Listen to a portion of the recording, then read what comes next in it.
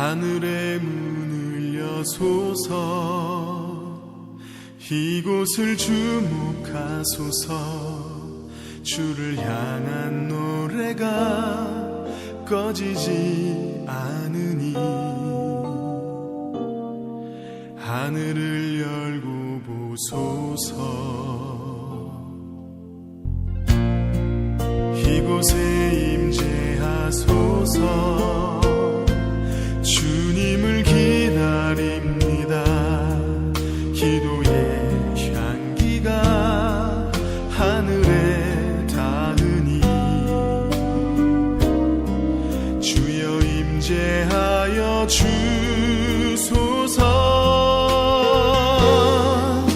이곳에 오셔서 이곳에 앉으소서 이곳에서 드리는 예배를 받으소서 주님의 이름만이 오직 주의 이름만 이곳에 있습니다.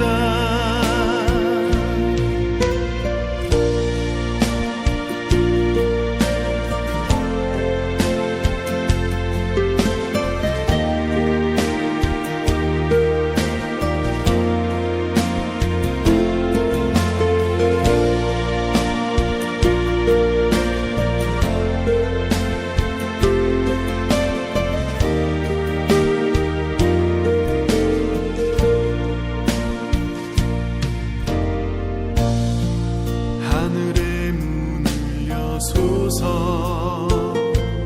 이곳을 주목하소서 주를 향한 노래가 꺼지지 않으니 하늘을 열고 보소서 이곳에 임재하소서 주님을 기다립니다 기도의 향기가 하늘에 닿으니 주여 임재하여 주소서 이곳에 오셔서 이곳에 앉으소서 이곳에서 드리는 예배를 받으소서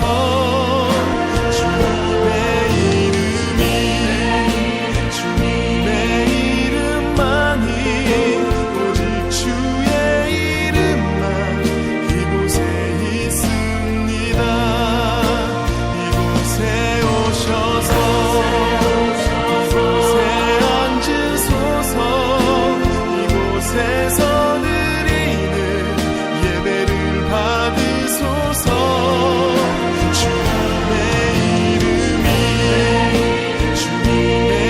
이름만이 오직 주의 이름만 이곳에 있습니다.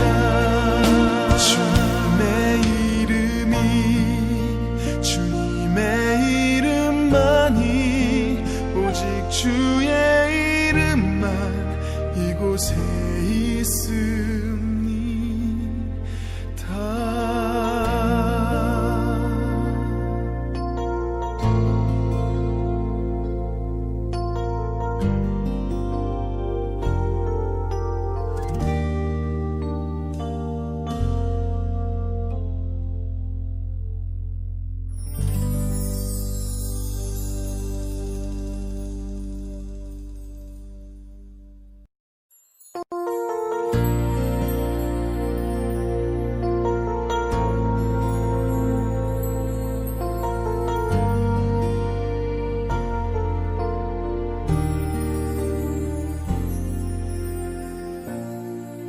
하늘의 문을 여소서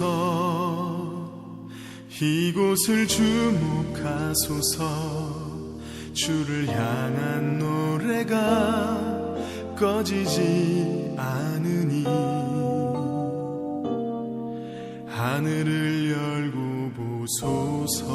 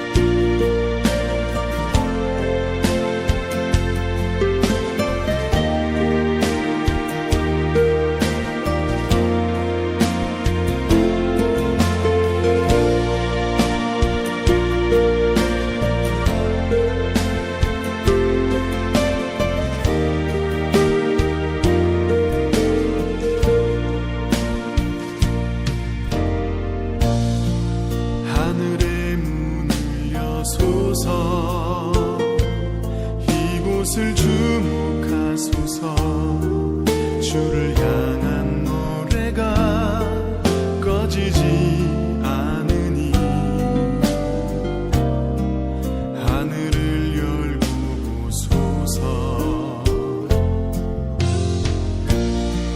이곳에 임재하소서. 주님을 기다립니다.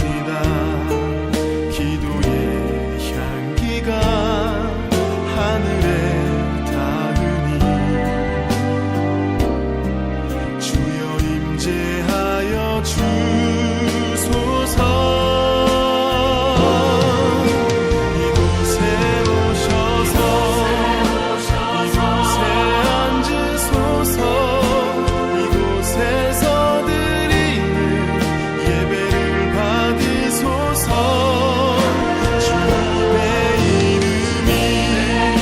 주님의 이름만이 오직 주의 이름만 이곳에 있습니다.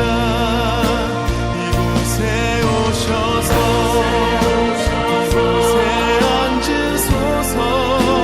이곳에서 드리는 예배를 받으소서. 주님의 이름만이 오직 주의 이름만 이곳에 있습니다.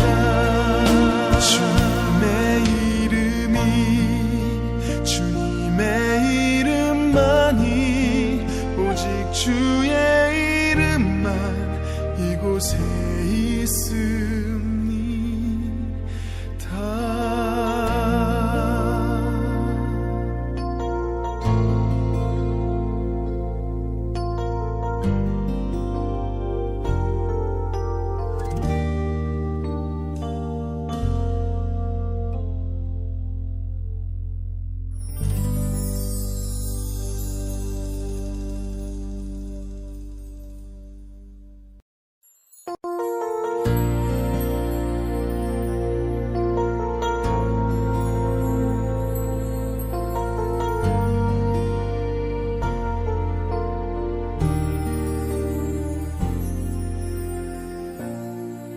하늘의 문을 여소서. 이곳을 주목하소서. 주를 향한 노래가 꺼지지 않으니 하늘을 열고 보소서. 이곳에 임재하소서. 주님을 기다립니다. 기도의 향기가 하늘에 닿으니 주여 임재하여 주소서.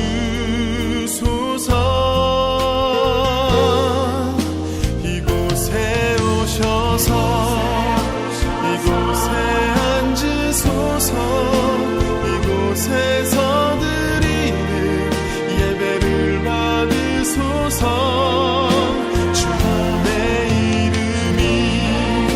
주님의 이름만이 오직 주의 이름만 이곳에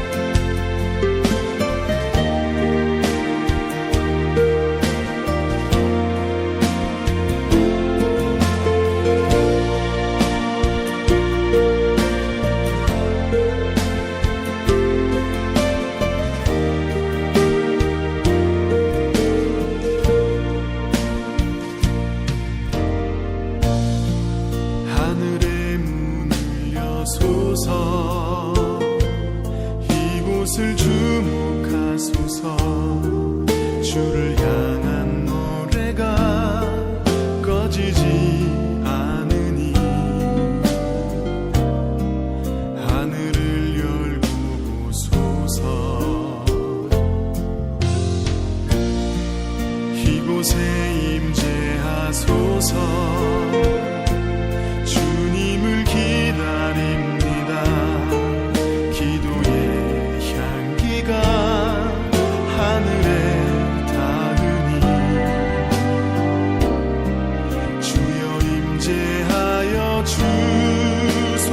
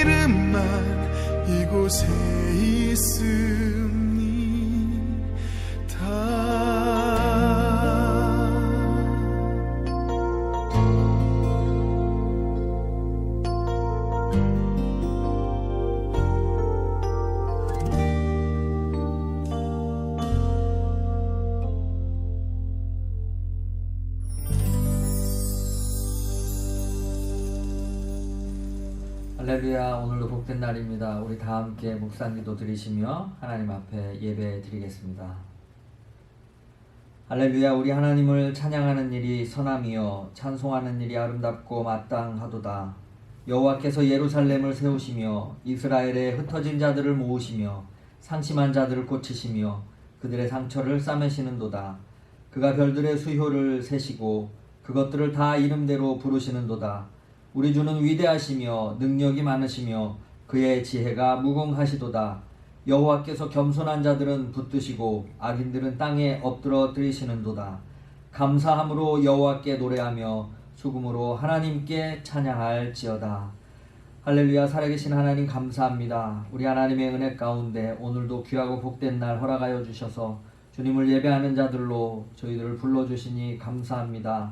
어려운 위기 가운데서도 하나님 여기까지 저희들을 인도하시고 하나님을 예배할 수 있는 은혜를 주시니 감사합니다. 마음의 감사와 기쁨으로 주님 앞에 나아가오니 우리 주님 홀로 영광 받으시며 주께서 허락하여 주시는 참된 영혼의 기쁨과 위로와 안식을 얻게 하옵소서. 예수 그리스도의 이름으로 감사하며 기도하옵나이다. 아멘. 우리 다 함께 찬송 부르십니다. 예수 우리 왕이여.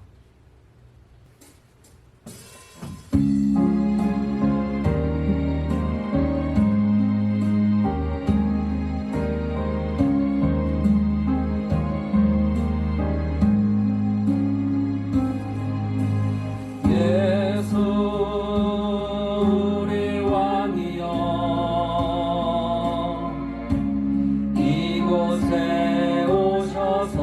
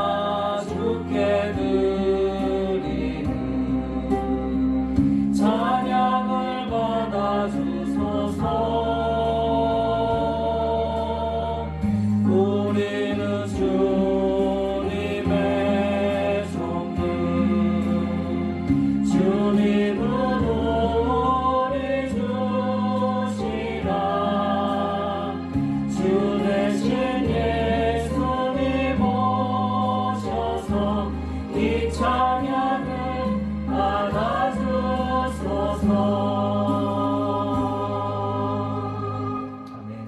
다 같이 사도신경으로 하나님 앞에서 우리의 신앙을 고백하겠습니다. 전능하사 천지를 만드신 하나님 아버지를 내가 믿사오며 그 외아들 우리 주 예수 그리스도를 믿사오니 이는 성령으로 잉태하사 동정녀 마리아에게 나시고 본디오 빌라도에게 고난을 받사 십자가에 못 박혀 죽으시고 장사한 지 사흘 만에 죽은 자 가운데서 다시 살아나시며 하늘에 오르사 전능하신 하나님 우편에 앉아 계시다가 저리로서 산자와 죽은 자를 심판으로 오시리라. 성령을 믿사오며 거룩한 공회와 성도가 서로 교통하는 것과 죄를 사하여 주시는 것과 몸이 다시 사는 것과 영원히 사는 것을 믿사옵나이다. 아멘. 찬송가 324장 찬송 부르십니다.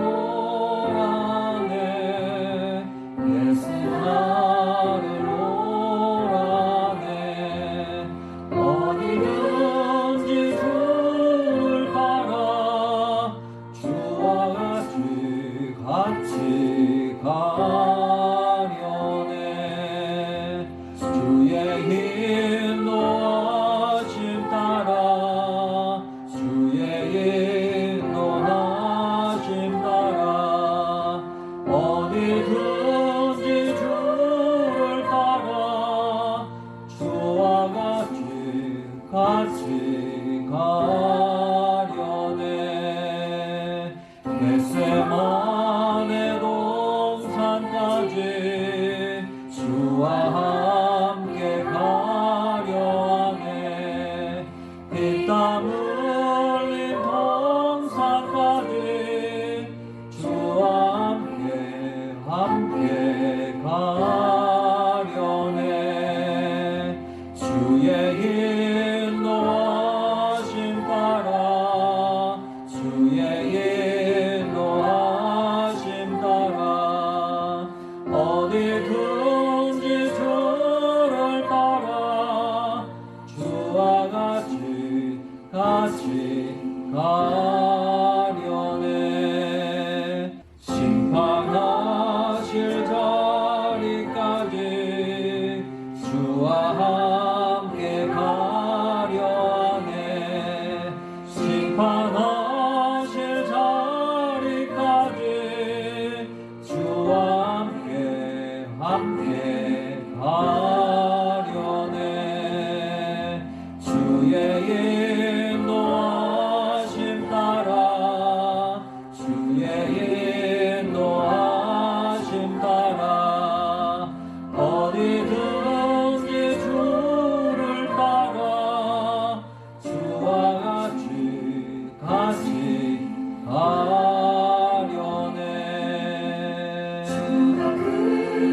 은혜 내려 나를 항상 돌보시고 크신 영광 보여주며 나와 함께 가시네. 주의 인도하심 따라 주의 인도하심 따라 어디든지 주를 따라 주와 같이 가려네.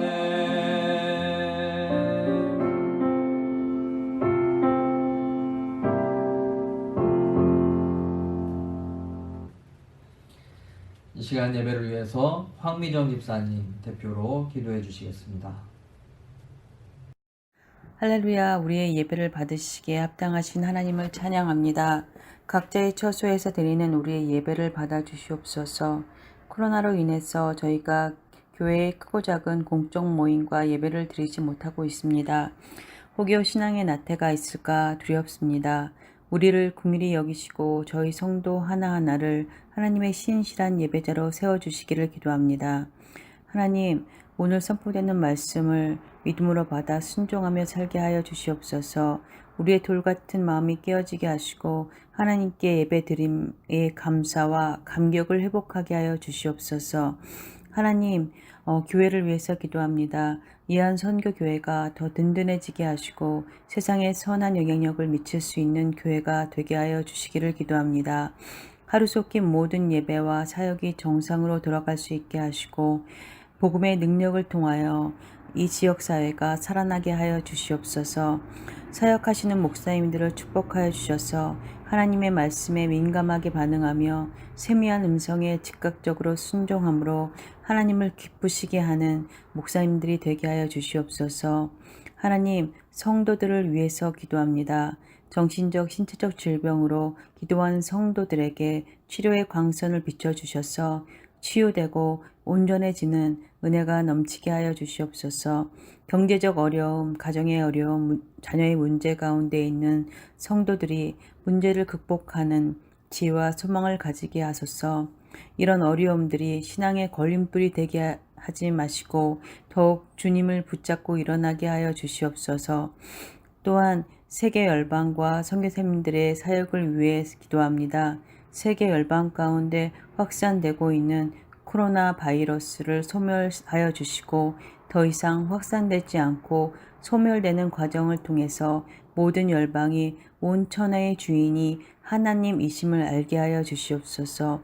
또한 코로나 바이러스로 인해 선교지와 현지 사역들이 위축되지 말게 하시며 새로운 사역의 문이 펼쳐지는 기회가 되게 하여 주시기를 기도합니다. 이 모든 말씀 우리를 사랑하사 우리를 죄 가운데서 구원하신 예수님의 이름으로 간절히 기도드립니다. 아멘. 교회 소식 전해드리도록 하겠습니다. 예배를 드리시는 여러분 모두 주님의 이름으로 환영하고 축복합니다. 우리 함께 인사 나누시길 바랍니다. 잘 오셨습니다. 반갑습니다. 환영하고 축복합니다. 예배 및 모임 안내입니다. 코로나19 주 정부의 행정명령으로 주일 예배는 온라인 예배로 수요 기도회 및 새벽 기도회는 개인 기도를 드리게 되었습니다. 그런데 지난주부터 주정부 행정명령이 조금 완화되었습니다.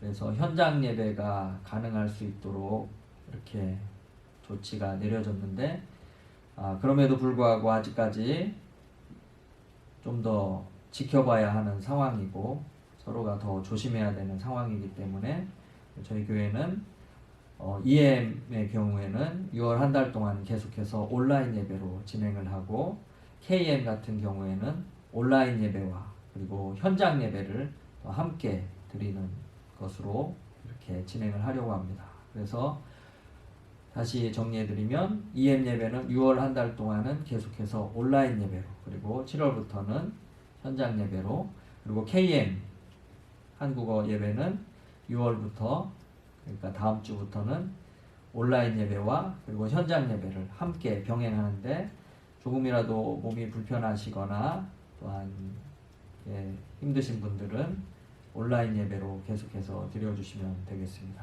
그리고 더욱더 좀 더 방역 지침이 더욱더 엄격해졌기 때문에 이에 관련된 자세한 사항은 주중에 업데이트된 사항은 주중에 카톡으로 또한 알려드리도록 하겠습니다. 다른 광고는 온라인 주보를 참고해 주시면 감사하겠습니다. 마지막 광고입니다. 교회 연합을 위한 기도 요청 소망선교교회와 연합을 준비하고 있습니다. 계속해서 그 연합과 일치 부흥을 위해서 함께 기도해 주시면 감사하겠습니다.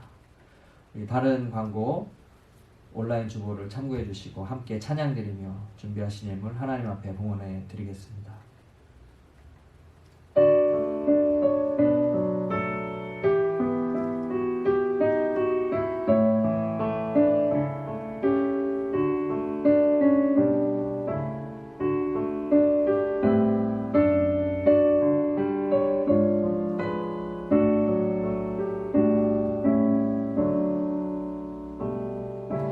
내게 있는 모든 것을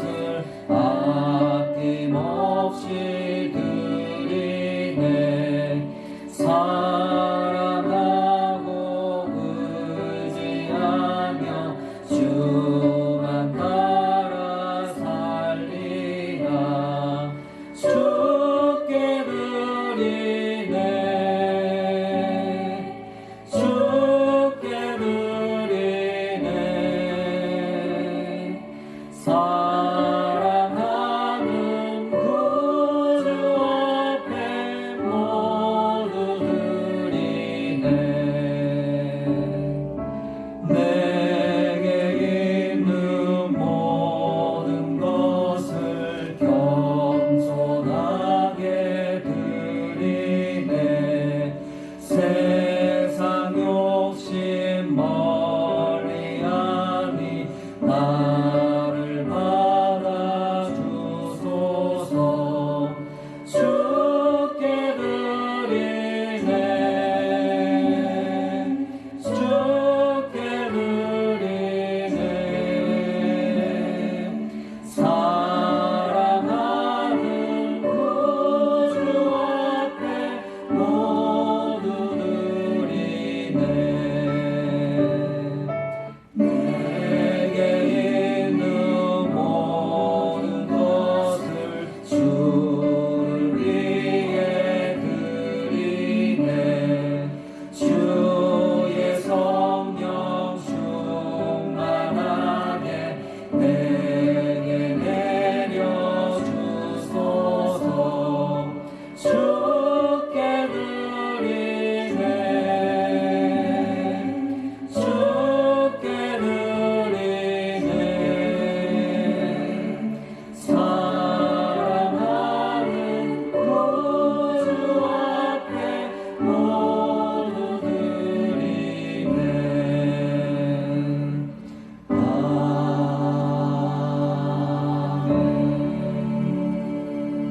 아멘. 기도하겠습니다.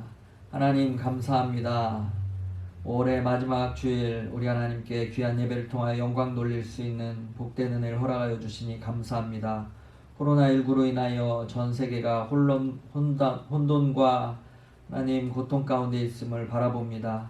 그럼에도 불구하고 온라인을 통하여 하나님께 예배를 드릴 수 있는 은혜를 또한 허락하여 주시니 감사합니다. 어느 곳에 있든지 우리 주님 함께하여 주시고 영광 받으시는 줄 믿고 감사를 드립니다. 삶의 모든 것이 주께로부터 왔음을 고백하며 감사와 믿음과 기도를 담아 주님 앞에 귀한 예물을 봉헌하여 드립니다. 하나님, 이 예물이 하나님의 사랑을 전파하고 주의 피로 세우신 주님의 교회를 세우는데 아름답게 사용되어질 수 있도록 주께서 역사하여 주시고 성도들의 삶의 지경을 넓혀주시며 더 풍성한 은혜로 주께 영광 돌릴 수 있는 저들의 삶이 될 수 있도록 인도하여 주시옵소서. 이제 행정명령이 조금씩 완화되어서 현장 예배를 재개할 수 있는 기회를 허락하여 주시니 감사합니다. 아직도 민감한 상황이기에 더욱더 조심하며 하나님 또한 예배 가운데 나아가려 하는데 모든 준비와 과정과 절차를 주께서 섭리 가운데 진행하여 주시어서 아무런 어려움 없이 주님께 영광 돌릴 수 있는 저희 모두가 될 수 있도록 인도하여 주옵소서. 우리 하나님의 은혜의 말씀에 귀를 기울입니다. 귀하신 목사님의 입술을 통하여 증거되는 하나님의 말씀이 하늘의 음성으로 우리의 심령 가운데 온전히 들려줄 수 있도록 우리의 마음과 생각과 귀를 주께서 주장하여 주시고 함께하여 주옵소서. 감사드리며 예수 그리스도의 이름으로 기도하옵나이다. 아멘. 오늘 우리에게 주시는 하나님의 말씀은 마태복음 11장 20절에서 30절까지의 말씀입니다. 우리 다 함께 한 목소리로 읽겠습니다. 예수께서 권능을 가장 많이 베푸신 고을들이 회개하지 않으므로 그때 책망하시되 화 있을진저 고라시나 화 있을진저 베세다야 너희에게서 행한 모든 권능을 두로와 시돈에서 행하였더라면 그들이 벌써 베옷을 입고 제에 앉아 회개하였으리라. 내가 너희에게 이르노니 심판날에 두로와 시돈이 너희보다 견디기 쉬우리라. 가버나움아 내가 하늘에까지 높아지겠느냐 음부에까지 낮아지리라. 내게 행한 모든 권능을 소돔에서 행하였더라면 그 성이 오늘까지 있었으리라. 내가 너에게 이르노니 심판날에 소돔 땅이 너보다 견디기 쉬우리라 하시니라. 그때 예수께서 대답하여 이르시되 천지의 주제이신 아버지여, 이것을 지혜롭고 슬기 있는 자들에게는 숨기시고 어린아이들에게는 나타내심을 감사하나이다. 옳소이다. 이렇게 된 것이 아버지의 뜻이니이다. 내 아버지께서 모든 것을 내게 주셨으니 아버지 외에는 아들을 아는 자가 없고 아들과 또 아들의 소원대로 계시를 받는 자 외에는 아버지를 아는 자가 없느니라. 수고하고 무거운 짐진 자들아, 다 내게로 오라. 내가 너희를 쉬게 하리라. 나는 마음이 온유하고 겸손하니 나의 멍에를 메고 내게 배우라. 그리하면 너희 마음이 쉼을 얻으리니 이는 내 멍에는 쉽고 내 짐은 가벼움이라 하시니라. 아멘. 내가 너희를 쉬게 하리라 라는 말씀으로 김영호 목사님 말씀 전해주시겠습니다.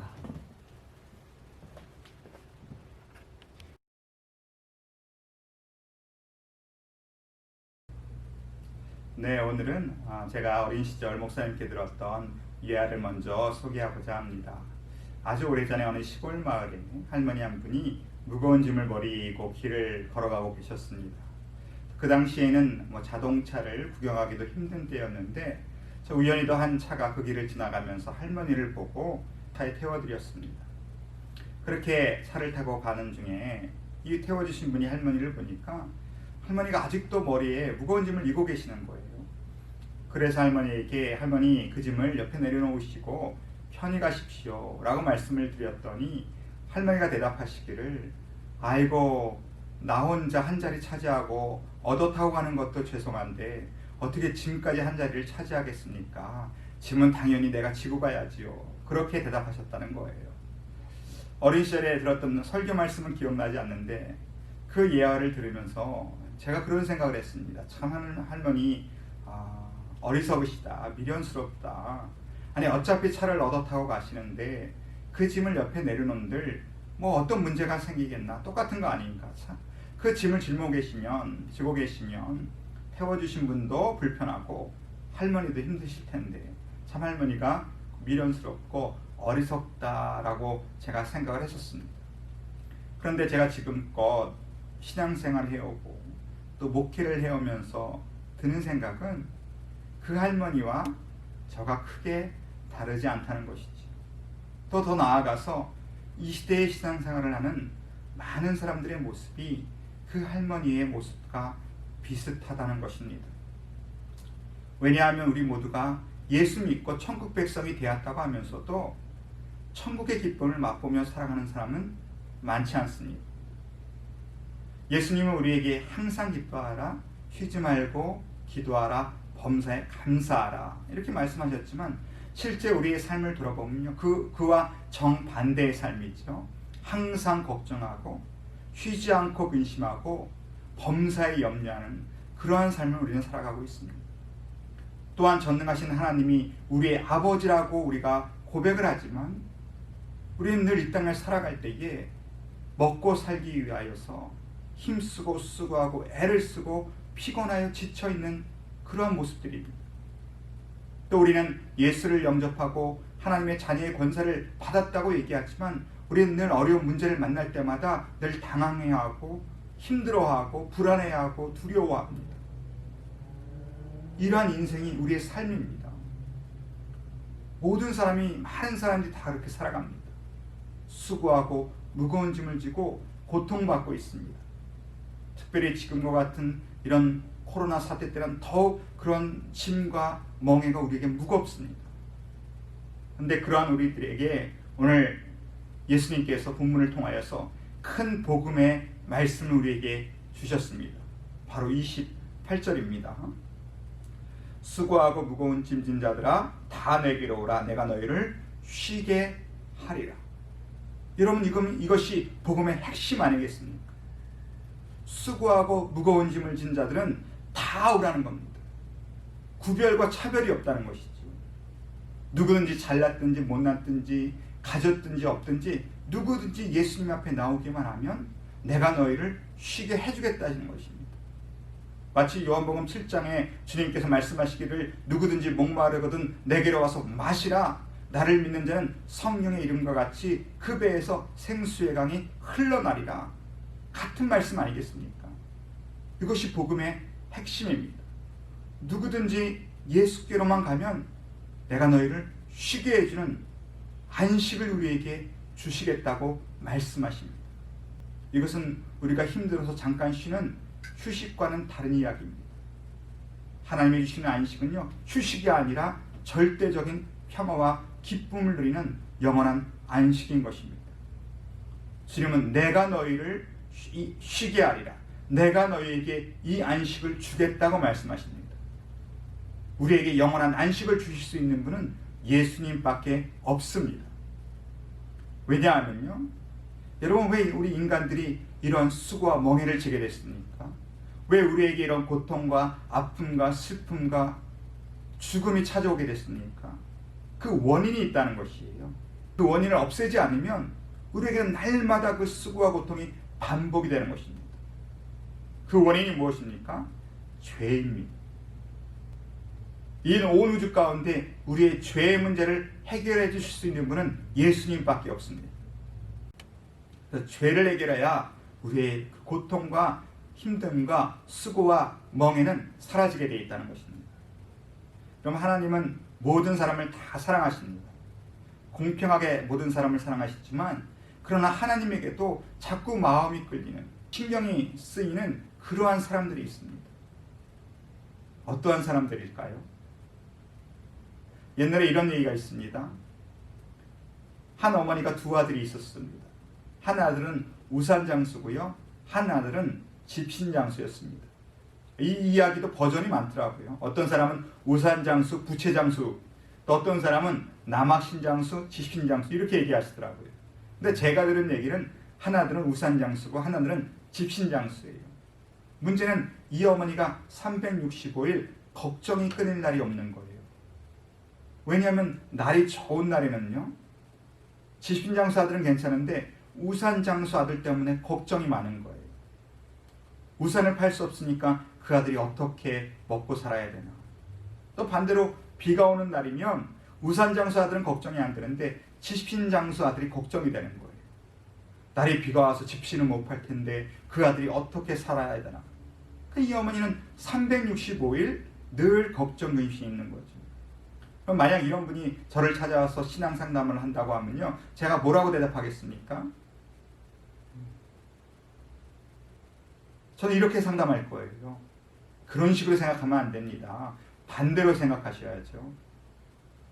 비가 오는 날이면 집신장수 아들 생각하지 마시고 돈을 잘 버는 우산장수 아들을 생각하시면서 감사해 보십시오. 또 날이 좋은 날이면 우산장수 아이의 걱정은 내려놓으시고 돈을 잘 버는 집신장수 아들을 생각하시면서 하나님께 감사하십시오. 그러면 반대로 365일 감사가 넘칠 거 아닙니까? 그것이 성도의 참신앙의 모습이고요, 그것이 하나님이 기뻐하시는 삶입니다. 전 이렇게 상담할 겁니다. 그런데 여러분, 만약 제가 그 어머니가 되었다면, 제가 그 어머니라면 어땠을까요? 상담은 그렇게 하지만 저도 똑같았을 겁니다. 저도 비 오는 날이면 집신장수 아들 걱정되고요, 날이 좋은 날이면 우산장수 아들 걱정했을 겁니다. 왜냐하면 그것이 부모님의 마음이기 때문에 그렇습니다. 부모님에게 10자녀가 있어도요, 9자녀가 다 잘 돼도 힘들고 어려운 한 자녀가 있다면 그 자녀에게 마음이 끌리고 신경이 쓰여집니다. 그것이 부모님의 본능이고요, 저는 그것이 하나님의 마음이라고 생각합니다. 하나님도 모든 사람을 다 사랑하십니다. 그러나 하나님의 마음이 끌리고 신경이 쓰이는 자들이 있습니다. 바로 수고하고 무거운 짐을 지고 고통받는 자들입니다. 그래서 성경에는 우리에게 항상 말씀하시기를 너희는 고아나 과부나 가난한 자나 굶주린 자나 이방이나 나그네에게 잘해주라고 말씀하고 계십니다. 그리고 그런 수고하고 어려운 짐을 진 모든 고통받는 자들에게 안식을 주기 위해서 하나님은 예수님을 이 땅에 보내셨습니다. 오늘 본문은 그 예수님을 통하여서 우리가 어떻게 하나님이 주시고자 하는 영원한 안식을 얻는가에 대해서 말씀하고 계십니다. 예수님을 통해 하나님의 안식을 얻기 위해서 우리가 가장 먼저 해야 될 일이 있습니다. 오늘 20절 말씀입니다. 함께 보겠습니다. 예수께서 권능을 가장 많이 베푸신 고을들이 회개하지 아니하므로 그때에 책망하시되. 여러분, 우리가 예수님을 통해서 하나님의 안식을 얻기 위해서 가장 먼저 할 일이 있다면 그것은 회개하는 것입니다. 전능하신 하나님도 할 수 없는 불가능한 것이 하나 있습니다. 그것은 회개하지 않은 자를 천국에 들여보내는 일입니다. 오늘 21절부터 24절을 보면 회개하지 않아서 책망받은 마을들의 이름이 나옵니다. 대표적으로 가버나움, 벳세다, 고라신이라는 마을입니다. 그러면 가버나움은 어떤 곳입니까? 예수님의 사역 본부가 있던 곳입니다. 예수님은 가버나움을 중심으로 사역을 하셨습니다. 또 그곳에서 제자들을 부르셨습니다. 또 그곳에서 베드로 장로의 열병을 치료하시면서 많은 기적을 베푸셨습니다. 벳세다는 또 어떤 곳입니까? 많은 제자들의 고향입니다. 베드로, 안드레, 빌립의 고향이기도 했고요. 그곳에서 오병이어의 기적을 베풀어 주셨습니다. 여러분, 고라신은 또 어떠한 곳입니까? 가버나움과 가까운 마을입니다. 그곳에는 농작이 잘 됐습니다. 여기는 곡창지대입니다. 농사가 발달했습니다. 예수님은 그 밀밭 사이를 지나다니셨습니다. 그리고 거기서 씨 뿌리는 자들의 비유를 백성들에게 말씀하셨습니다. 그렇기 때문에 이 가버나움, 벳세다, 고라신은 갈릴리 지역에 있는 대표적인 예수님의 사랑을 받고 은혜를 많이 받았던 곳입니다. 그렇게 큰 은혜를 받았던 갈릴리 마을들이 오늘은 예수님의 혹독한 저주의 말씀을 들었습니다. 심판의 때에 너희보다 차라리 두로와 시돈, 소돔 땅이 견디기 쉬우리라. 어디보다요? 소돔과 시돈과 두로보다요. 소돔은 잘 알지 않습니까? 아브라함의 조카 롯이 살던 데인데 악행과 동성애와 음행으로 유황불로 멸망을 받은 도시입니다. 시돈은 이스라엘 역사 가운데 가장 악하다고 하는 아방의 아내된 그 이세벨의 고향입니다. 이세벨이 이스라엘로 시집 오면서 바알 신을 데리고 오지 않았습니까? 두로는 시돈과 이웃으로 백향목으로 아주 부유한 국가입니다. 솔로몬의 성전을 이 두로의 백향목으로 지었습니다. 백향목을 팔아서 부유했던 이 나라가 교만으로 하나님 앞에 멸망받았습니다. 그런데 가버나움과 벳세다와 고라신이 소돔과 시돈과 두로보다 더 큰 무서운 심판을 받게 된다는 것입니다. 그 이유가 무엇입니까? 이유는 딱 한 가지입니다. 회개하지 않았기 때문입니다. 여러분, 우리는 이것을 기억해야 됩니다. 가버나움, 고라신, 벳세다의 마을이 그렇게 무서운 심판을 받는 이유는 다른 게 아니에요. 그들이 윤리 도덕적으로 타락해서냐? 그게 아닙니다. 윤리 도덕적으로 훌륭했습니다. 율법과 전통을 지켰습니다. 예수님에 대한 지식이 부족했을까요? 아니요. 그들은 예수님에 대해 너무나 잘 알고 있었습니다. 예수님의 족보도 알고 그 가족도 알고 있었습니다. 또 예수님을 싫어했을까요? 아닙니다. 그들은 날마다 예수님을 쫓아다녔습니다. 성경에 보면 수만 명이 예수님을 쫓아다녔기에 예수님이 식사할 시간도 없었다고 말씀하십니다. 윤리 도덕적으로 훌륭했습니다. 예수님에 관해서 많이 알았습니다. 예수님을 따라다녔습니다.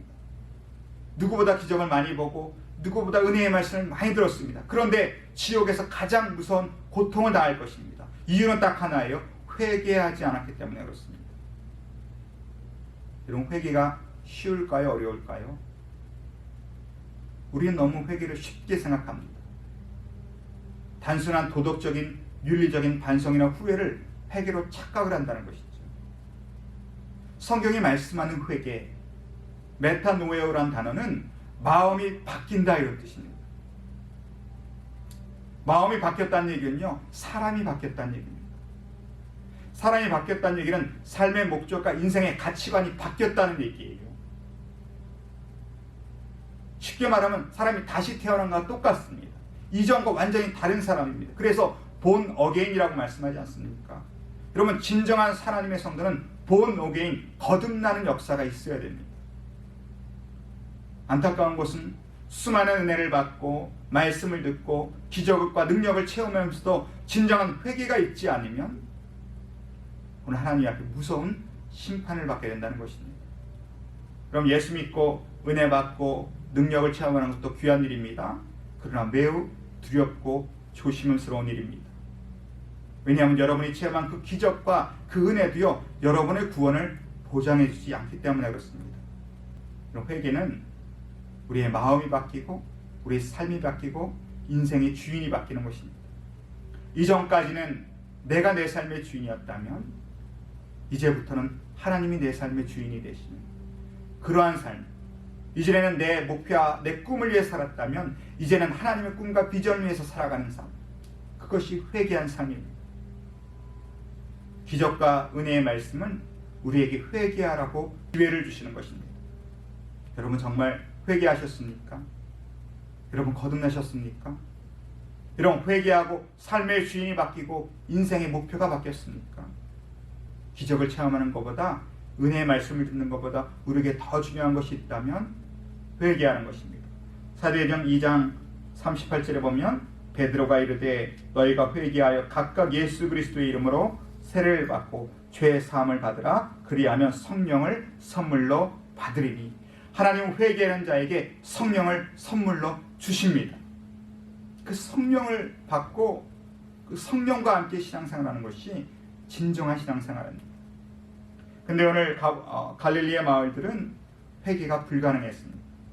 왜 그랬을까요? 우리 25절 읽어보겠습니다. 그때 예수께서 대답하여 이르시되 천지의 주제이신 아버지여, 이것을 지혜롭고 슬기 있는 자들에게는 숨기시고 어린 아이들에게는 나타내심을 감사하나이다. 예수님은 그 갈릴리의 마을들이 회개할 수 없는 이유가 있다는 거예요. 왜냐하면 스스로 생각할 때 자신들은 지혜롭고 슬기 있다고 생각했기 때문에 그렇습니다. 자신이 지혜롭고 슬기 있다고 생각하는 사람들은 회개하지 않습니다. 나는 괜찮은 사람이야. 나는 그래도 양심껏 사는 사람이야. 나는 다른 사람들에 비해서는 그래도 나는 나은 사람이야. 나는 열심히 하면 성공할 수가 있어. 나는 나름 능력 있는 사람이야. 이런 사람의 공통점은요, 내가 내 삶의 주인이라고 착각을 하는 거예요. 그래서 예수님 오늘 25절에 천지의 주제이신 아버지여 이렇게 말씀하신 겁니다. 천지의 주제란 말씀은 천지의 주인이고 소유자 되신다 이런 뜻이에요. 여러분 내 인생은 내 것이 아니에요. 내가 내 인생의 주인이 아닙니다. 여러분 내 인생에 내가 주인이라면 내 마음대로 돼야 되죠. 내 마음대로 되지가 않습니다. 태어나고 죽는 것이 내 마음대로 됩니까?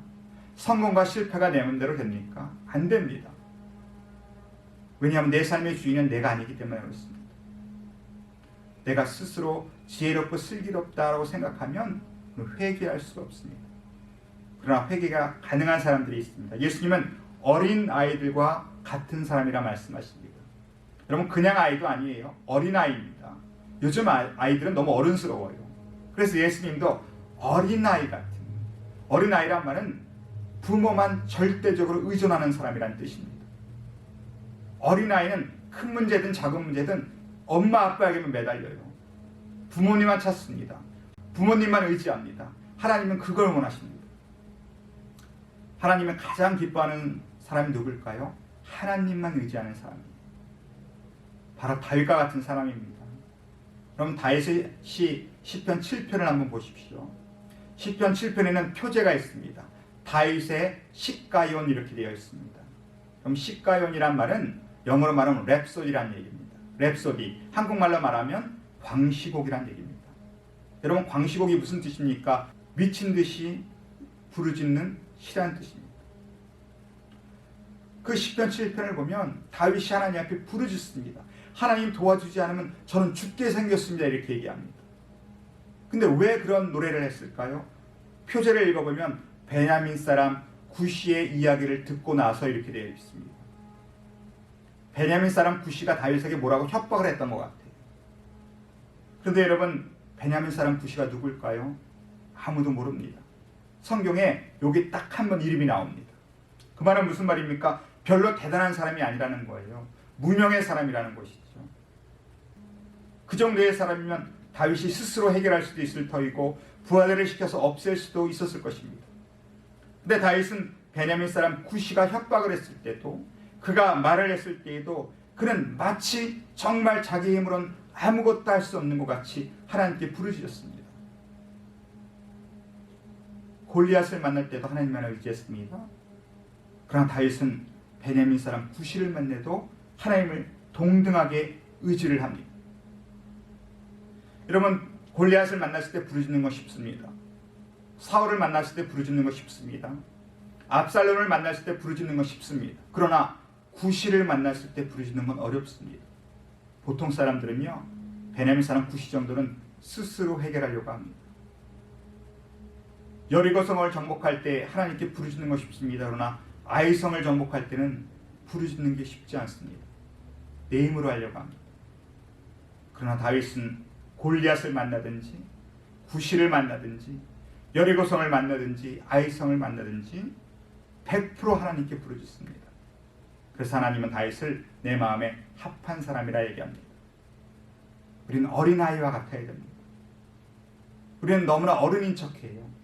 큰 문제만 기도하고 작은 문제는 내 스스로 해결하려고 해요. 그러나 하나님은 어린아이와 같은 자들에게 하나님이 은혜를 베푸십니다.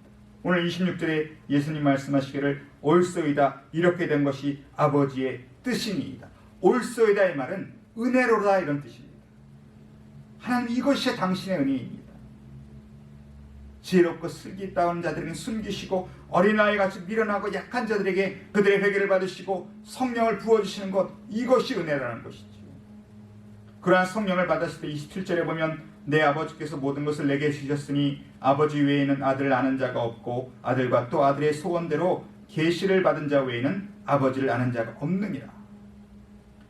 아버지 외에는 아들을 아는 자가 없고 아버지와 아들이 하나란 얘기입니다.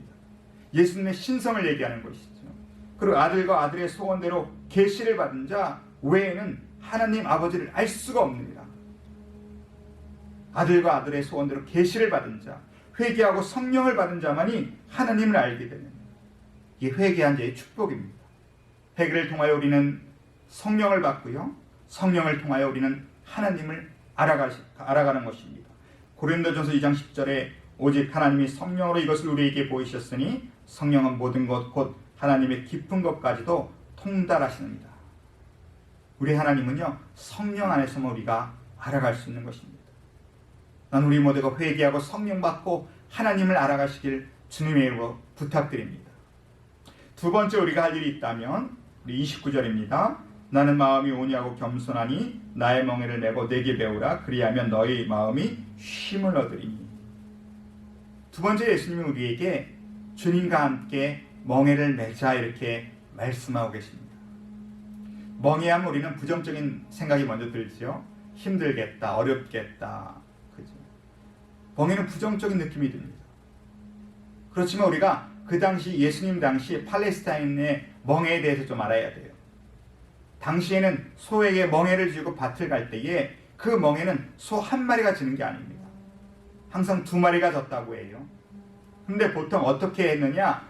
어미소가 멍에를 다 짊어지고 그 옆에는 어린 아기 소에게 멍에 목만 걸게 한다는 것이죠. 실제로 밭은 누가 다 갈아요? 어미소가 다 가는 겁니다. 근데 어린 아기 소는 목만 걸고 엄마를 쫓아가는 거예요. 왜 그렇게 하느냐? 그렇게 함으로써 아기 소가 밭을 가는 방법과 방향을 배운다고 합니다. 그게 예수님이 말씀하신 멍에예요.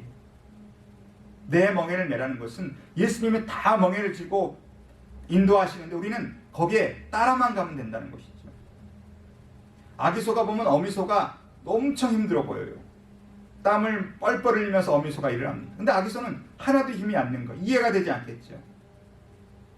어미소가 다 하기 때문에 예수님 우리에게 그렇게 인도하시겠다는 거예요. 우리는 예수님 멍에를 함께 매기만 하면 예수님이 다 끌고 가시고 다 인도하시고 때론 광야를 만나면 길을 내시고 사막을 만나면 강을 내어주신다는 말씀입니다.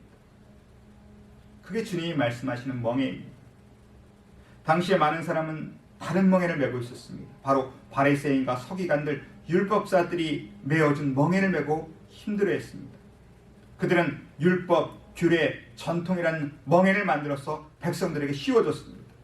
그리고 어떻게 했습니까? 누가복음 11장 46절을 보면 이르시되 화했을진저 또 너희 율법 교사여 자기 어려운 짐을 사람에게 지우고 너희는 한 손가락도 이 짐에 대지 않는도다.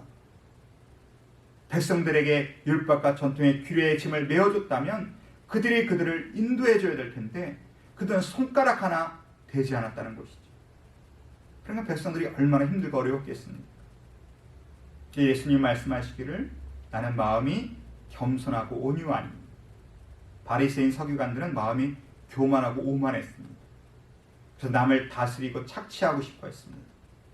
그러나 예수님은 겸손하고 온유하셔서 우리를 섬기고자 하십니다. 그래서 우리를 멍에를 함께 매자고 말씀하시고 그 멍에를 예수님이 혼자 다 짊어지시고 이끌어 가시는 것입니다.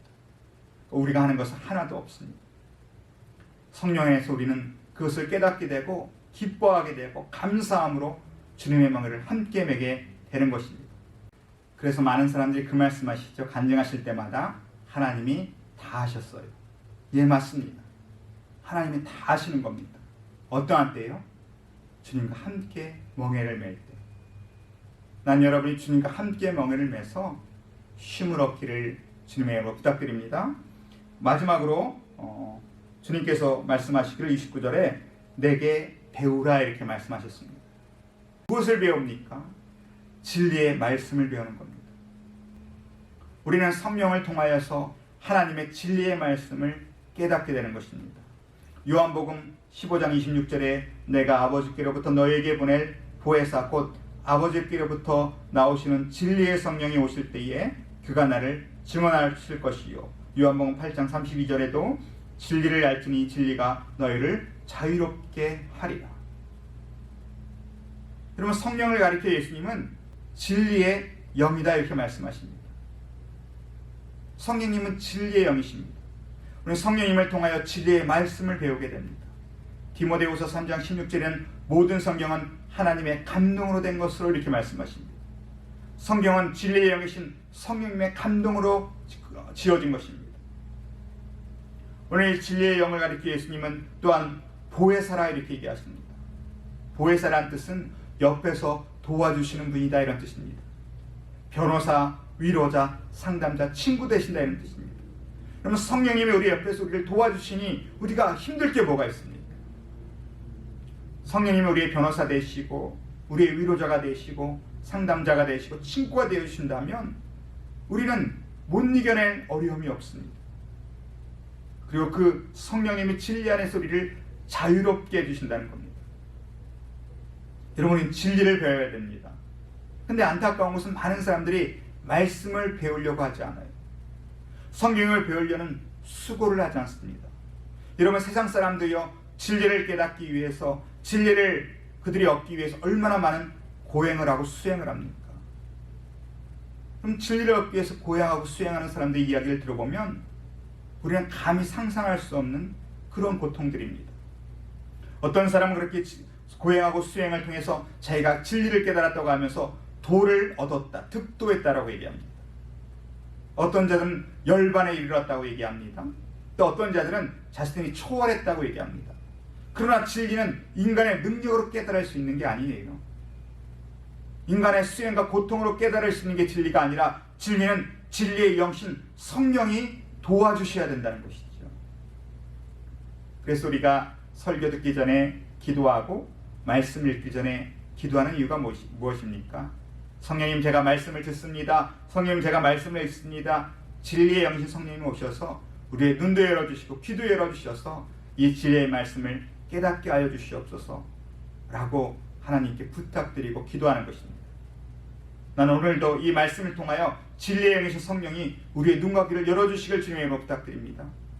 그리고 여러분이 말씀을 읽을 때마다 진리를 깨닫게 하시고 그 진리 안에서 자유하시기를 주님의 이름으로 부탁드립니다. 말씀 마치겠습니다. 우리는 이 땅을 살아갈 때에 수고하고 무거운 짐을 지고 살아갈 수밖에 없습니다. 그래서 늘 불안하고 피곤해하고 지치고 힘이 듭니다. 이민생활은 더욱 그러합니다. 그리고 지금 같은 이 어려운 사태는 우리가 더 힘들고 고통스럽습니다. 우리에게는 휴식이 아닌 진정한 안식이 필요합니다.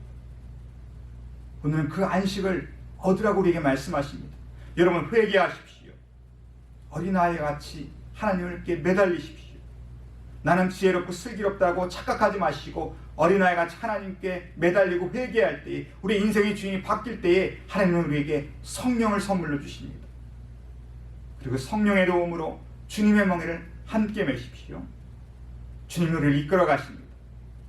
때로는 광야를 만나도 걱정하지 마세요. 주님이 길을 내십니다. 사망을 만나도 걱정하지 마십시오. 주님이 강을 내어주십니다. 그리고 여러분, 주님의 말씀을 배우십시오. 그 말씀을 배울 때 진리의 성령이 우리를 깨닫게 하시고 그 진리 안에서 우리를 자유케 하시는 줄로 믿습니다. 오늘도 우리에게 하나님이 우리에게 주시고 하는 참 안식 속에서 날마다 기뻐하고 승리하는 저 여러분 되시길 주님의 이름으로 축원합니다. 우리 함께 찬양하고 기도하겠습니다. 성령이 오셨네 찬양합니다.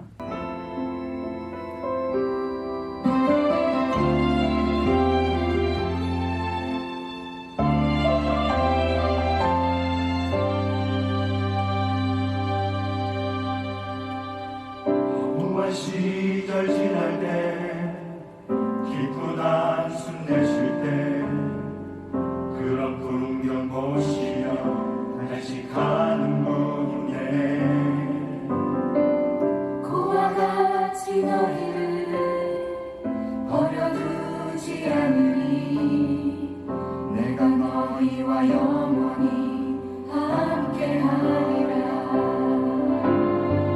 성령이 오셨네. 성령이 오셨네. 내 주에 보내신 성령이 오셨네.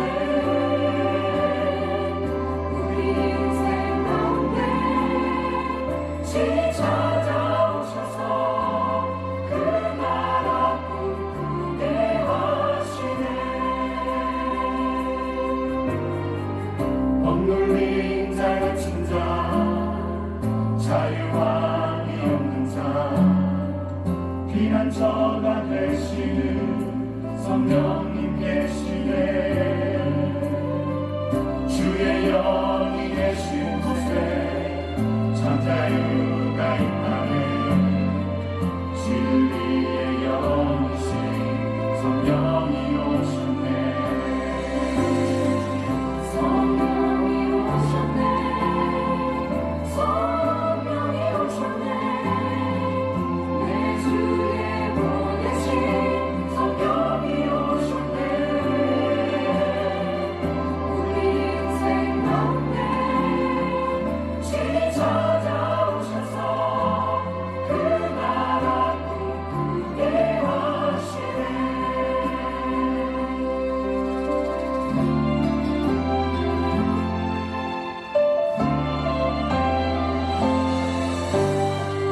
성령이 오셨네. 성령이 오셨네. 내 주에 보내신 성령이 오셨네. 우리 인생 가운데 친히 찾아오셔서 그 나라 꿈꾸게 하시네.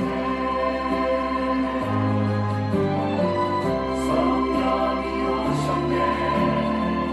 성령이 오셨네. 내 주에 보내신 성령이 오셨네. 우리 인생 가운데 친히 찾아오셔서 그 나라 꿈꾸게 하시네. 우리 이 시간 함께 기도하겠습니다. 우리 수고하고 무거워진 자 우리에게 오늘 하나님 누구든지 다 내게로 오라 내가 너희를 쉬게 하리라 말씀하고 계십니다. 우리에게 필요한 것은 잠깐 쉬는 휴식이 아니라 하나님이 주시는 안식이 필요합니다. 하나님, 우리가 이 안식을 얻을 수 있도록 오늘 우리가 회개합니다. 우리의 마음이 어린아이같이 낮아지게 하시고 겸손하게 하셔서 하나님만을 의지하게 하시고 회개하고 우리 삶의 주인이 바뀌게 하시고 성령마다 주님과 멍에를 메고 쉼을 얻게 하시고 진리의 자유함을 주시는 그 안식을 누리게 하여 주시옵소서라고 우리 함께 하나님 앞에 기도하며 나아가겠습니다. 하나님 감사합니다. 도와여 주셔서 오늘 말씀 가운데 있습니다. 하나님이 주신 안식을 얻을 수 있는 은혜를 주시니 감사합니다. 주님이 도와여 주셔서 우리 가운데 주님 앞에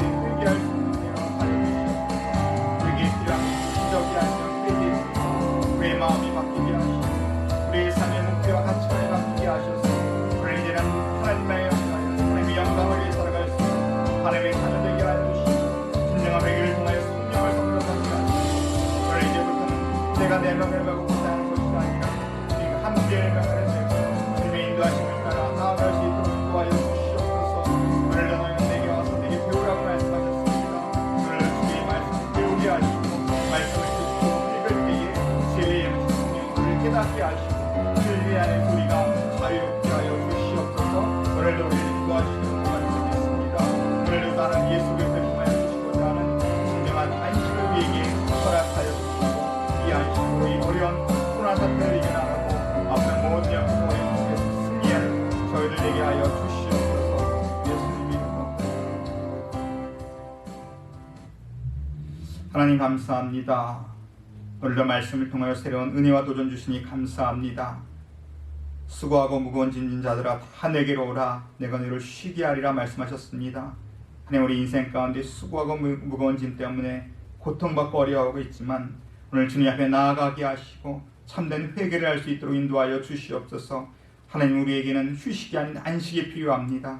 하나님 우리에게 필요한 것은 기적이 아니라 회개를 통하여 성령을 받는 것입니다. 하나님 우리가 스스로 지혜롭고 슬기롭다는 착각하지 말게 하시고 다윗처럼 어린아이와 같이 하나님을 의지하고 회개할 때 우리의 삶의 주인과 목표와 방향이 바뀔 수 있도록 인도하여 주시옵소서. 성령 안에서 주님과 함께 멍에를 매기 원합니다. 성령 하나님 우리를 도우셔서 주님과 함께 멍에를 메고 나아갈 때에 우리의 만나는 광야 가운데 길이 나게 하시고 사막 가운데 강이 날 수 있도록 하나님을 쫓아갈 수 있도록 인도하여 주시옵소서. 오늘 말씀을 통하여 주님의 진리를 깨닫고자 원합니다. 진리의 성령님 우리를 도와주셔서 날마다 말씀을 들을 때에 말씀을 읽을 때마다 우리의 눈을 여시고 귀를 여셔서 진리를 깨닫게 하시고 그 진리 안에서 하나님이 주시는 자유와 참된 안식을 누릴 수 있도록 인도하여 주시옵소서. 지금 우리 주 예수 그리스도의 그 크신 은혜와 아버지 하나님 무한하신 사랑과 성령의 교통하심이 오늘도 회개하고 성령 선물로 받아서 하나님이 우리에게 주시고자 하시는 참된 평화와 안식을 얻고자 하는 모든 심령들과 저들의 가정과 삶 가운데 지금부터 영원토록 함께 하시기를 축원하옵나이다. 아멘.